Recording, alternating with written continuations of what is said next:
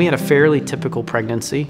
Up until around 32, 33 weeks or so. I felt like I was dehydrated, just not really feeling myself. I was tired. Went to my doctor and he said, Roseann, you need to call Aashish. I got a call, and basically Roseann was in preterm labor, but then when they explained why she was in preterm labor, that on the ultrasound they noticed there was a heart defect. And from this doc, who basically said, I'm confident I know what it is, but I'm not certain. You panic and you start crying, and then the other one goes into kind of, I gotta fix this mode. I just really needed to know what I needed to do, and I wanted to know the facts of what's happening. He not only had one congenital heart defect, but several together, this constellation of total anomalous pulmonary venous return, which basically meant his lungs and his heart weren't connected. He had some holes in his heart, VSD, ASD, and then he had a narrowing of his aorta, a coarctation. I remember all the staff getting around me and kind of circling around me and going, hey, you know, this is not where you need to be.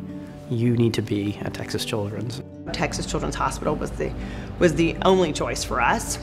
It had the team of surgeons, but also the aftercare, because we knew it wasn't just the surgery, it was going to be what's going to happen afterwards. It was going to be a lifelong, support that we needed. It was a wonderful moment. I mean, it was just great, but it was very clear that, he was somebody who needed some help and was, had other things that had to be taken care of. And so it was almost immediately after he was delivered, he was whisked away. So they took him and they let me right before they assessed him. I said, he's stable, everything is good. So I got to touch him, but I didn't get to hold him. As a physician, I have dealt with life and death and bad situations, and you learn to deal with them very professionally, but when it's personal, it's very difficult. Middle of the night, he had started getting pretty bad, and they couldn't wait, and they needed to do surgery. To this day, when people ask me when Nikhil's birthday is, April 9th comes out, and that's not his birthday. He was born April 8th, but that was surgery day.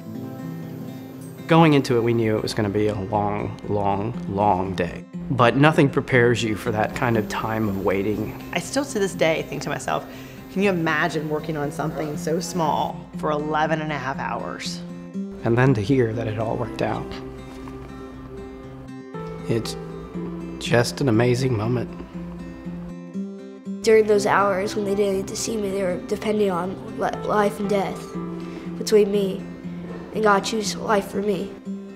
Something we had to learn about is the aftercare, the team that follows that child, not just from a physician standpoint, from the nurses, from the therapists, from the electrophysiologists, the nutritionist, all those things that go into creating basically the small world that took care of our son.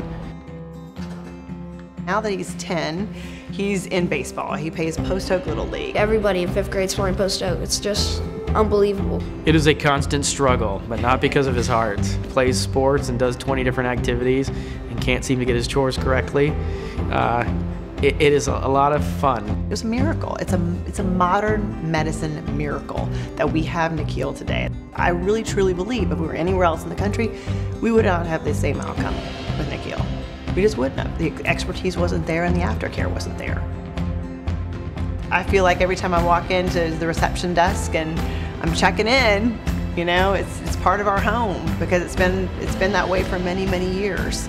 And it will continue to be that way.